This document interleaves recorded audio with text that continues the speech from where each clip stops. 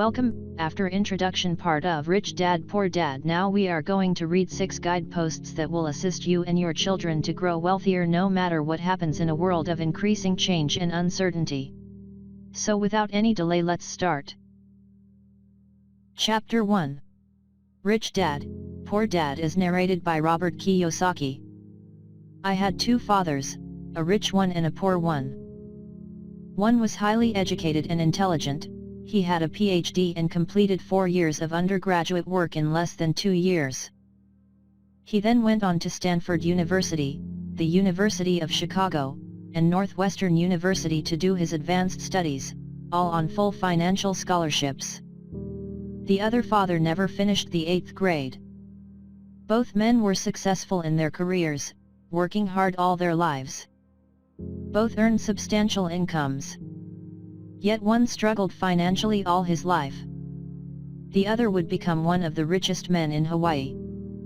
One died leaving tens of millions of dollars to his family, charities, and his church. The other left bills to be paid. Both men were strong, charismatic, and influential.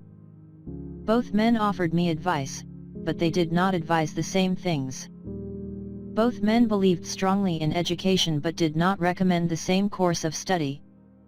If I had had only one dad, I would have had to accept or reject his advice.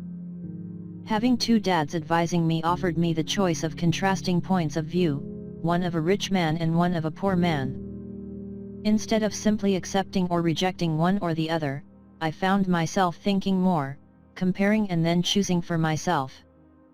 The problem was, the rich man was not rich yet and the poor man not yet poor. Both were just starting out on their careers, and both were struggling with money and families. But they had very different points of view about the subject of money. For example, one dad would say, the love of money is the root of all evil. The other, the lack of money is the root of all evil. As a young boy, having 2 strong fathers both influencing me was difficult. I wanted to be a good son and listen, but the 2 fathers did not say the same things. The contrast in their points of view, particularly where money was concerned, was so extreme that I grew curious and intrigued. I began to start thinking for long periods of time about what each was saying. Much of my private time was spent reflecting, asking myself questions such as, why does he say that, and then asking the same question of the other dad's statement. It would have been much easier to simply say, yeah, he's right. I agree with that. Or to simply reject the point of view by saying, the old man doesn't know what he's talking about. Instead, having 2 dads whom I loved forced me to think and ultimately choose a way of thinking for myself. As a process, choosing for myself turned out to be much more valuable in the long run, rather than simply accepting or rejecting a single point of view. One of the reasons the rich get richer, the poor get poorer, and the middle class struggles in debt is because the subject of money is taught at home, not in school. Most of us learn about money from our parents. So what can a poor parent tell their child about money? They simply say stay in school and study hard. The child may graduate with excellent grades but with a poor person's financial programming and mindset. It was learned while the child was young. Money is not taught in schools. Schools focus on scholastic and professional skills, but not on financial skills. This explains how smart bankers, doctors, and accountants who earned excellent grades in school may still struggle financially all of their lives. Our staggering national debt is due in large part to highly educated politicians and government officials making financial decisions with little or no training on the subject of money. I often look ahead to the new millennium and wonder what will happen when we have millions of people who will need financial and medical assistance. They will be dependent on their families or the government for financial support. What will happen when Medicare and Social Security run out of money? How will a nation survive if teaching children about money continues to be left to parents, most of whom will be, or already are, poor? Because I had 2 influential fathers, I learned from both of them. I had to think about each dad's advice, and in doing so, I gained valuable insight into the power and effect of one's thoughts on one's life. For example, one dad had a habit of saying, "I can't afford it." The other dad forbade those words to be used. He insisted I say, "How can I afford it?" One is a statement, and the other is a question. One lets you off the hook, and the other forces you to think. My soon-to-be rich dad would explain that by automatically saying the words "I can't afford it," your brain stops working. By asking the question "How can I afford it?" your brain is put to work. He did not mean buy everything you wanted. He was fanatical about exercising your mind, the most powerful computer in the world. My brain gets stronger every day because I exercise it. The stronger it gets, the more money I can make. He believed that automatically saying "I can't afford it" was a sign of mental laziness. Although both dads worked hard, I noticed that one dad had a habit of putting his brain to sleep when it came to money matters, and the other had a habit of exercising his brain. The long-term result was that one dad grew stronger financially and the other grew weaker. It is not much different from a person who goes to the gym to exercise on a regular basis versus someone who sits on the couch watching television. Proper physical exercise increases your chances for health, and proper mental exercise increases your chances for wealth. Laziness decreases both health and wealth. My two dads had opposing attitudes and thought. One dad thought that the rich should pay more in taxes to take care of those less fortunate.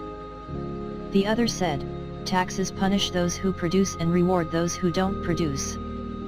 One dad recommended, study hard so you can find a good company to work for. The other recommended, study hard so you can find a good company to buy.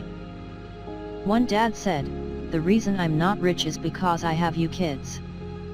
The other said, the reason I must be rich is because I have you kids. One encouraged talking about money and business at the dinner table. The other forbade the subject of money to be discussed over a meal. One said, when it comes to money, play it safe, don't take risks. The other said, learn to manage risk. One believed, our home is our largest investment and our greatest asset. The other believed, my house is a liability, and if your house is your largest investment, you're in trouble. Both dads paid their bills on time, yet one paid his bills first while the other paid his bills last. One dad believed in a company or the government taking care of you and your needs. He was always concerned about pay raises, retirement plans, medical benefits, sick leave, vacation days and other perks. He was impressed with two of his uncles who joined the military and earned a retirement and entitlement package for life after 20 years of active service. He loved the idea of medical benefits and PX privileges the military provided its retirees. He also loved the tenure system available through the university. The idea of job protection for life and job benefits seemed more important, at times, than the job. He would often say, I've worked hard for the government, and I'm entitled to these benefits. The other believed in total financial self-reliance. He spoke out against the entitlement mentality and how it was creating weak and financially needy people. He was emphatic about being financially competent. One dad struggled to save a few dollars. The other simply created investments. One dad taught me how to write an impressive resume so I could find a good job. The other taught me how to write strong business and financial plans so I could create jobs. Being a product of two strong dads allowed me the luxury of observing the effects different thoughts have on one's life. I noticed that people really do shape their life through their thoughts. For example, my poor dad always said, I'll never be rich. And that prophecy became reality.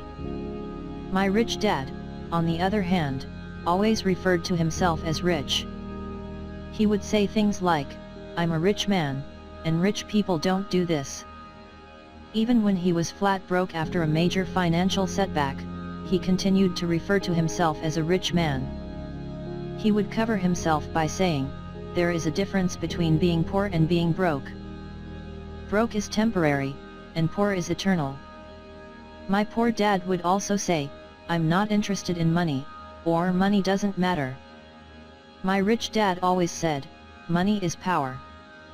The power of our thoughts may never be measured or appreciated, but it became obvious to me as a young boy to be aware of my thoughts and how I expressed myself. I noticed that my poor dad was poor not because of the amount of money he earned, which was significant, but because of his thoughts and actions. As a young boy, having two fathers, I became acutely aware of being careful which thoughts I chose to adopt as my own. Whom should I listen to, my rich dad or my poor dad? Although both men had tremendous respect for education and learning, they disagreed in what they thought was important to learn. One wanted me to study hard, earn a degree and get a good job to work for money. He wanted me to study to become a professional, an attorney or an accountant, or to go to business school for my MBA. The other encouraged me to study to be rich, to understand how money works and to learn how to have it work for me. "I don't work for money," were words he would repeat over and over. "Money works for me." At the age of 9, I decided to listen to and learn from my rich dad about money. In doing so, I chose not to listen to my poor dad, even though he was the one with all the college degrees. A lesson from Robert Frost. Robert Frost is my favorite poet. Although I love many of his poems, my favorite is The Road Not Taken. I use its lesson almost daily. The road not taken, two roads diverged in a yellow wood, and sorry I could not travel both. And be one traveler, long I stood, and looked down one as far as I could, to where it bent in the undergrowth, then took the other, as just as fair. And having perhaps the better claim, because it was grassy and wanted wear. Though as for that the passing there had worn them really about the same, and both that morning equally lay in leaves no step had trodden black. Oh, I kept the first for another day. Yet knowing how way leads on to way, I doubted if I should ever come back. I shall be telling this with a sigh. Somewhere ages and ages hence, two roads diverged in a wood, and I took the one less traveled by, and that has made all the difference. Robert Frost, 1916, and that made all the difference. Over the years, I have often reflected upon Robert Frost's poem. Choosing not to listen to my highly educated dad's advice and attitude about money was a painful decision, but it was a decision that shaped the rest of my life. Once I made up my mind whom to listen to, my education about money began. My rich dad taught me over a period of 30 years, until I was age 39. He stopped once he realized that I knew and fully understood what he had been trying to drum into my often thick skull. Money is one form of power. But what is more powerful is financial education. Money comes and goes, but if you have the education about how money works, you gain power over it and can begin building wealth. The reason positive thinking alone does not work is because most people went to school and never learned how money works, so they spend their lives working for money. Because I was only 9 years old when I started, the lessons my rich dad taught me were simple. And when it was all said and done, there were only 6 main lessons, repeated over 30 years.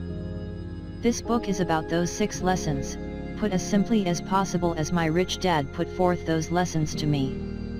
The lessons are not meant to be answers but guideposts. Guideposts that will assist you and your children to grow wealthier no matter what happens in a world of increasing change and uncertainty.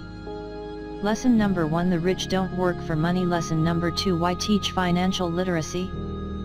Lesson number 3: Mind your own business. Lesson number 4: The history of taxes and the power of corporations. Lesson number 5: The rich invent money. Lesson number 6: Work to learn, don't work for money.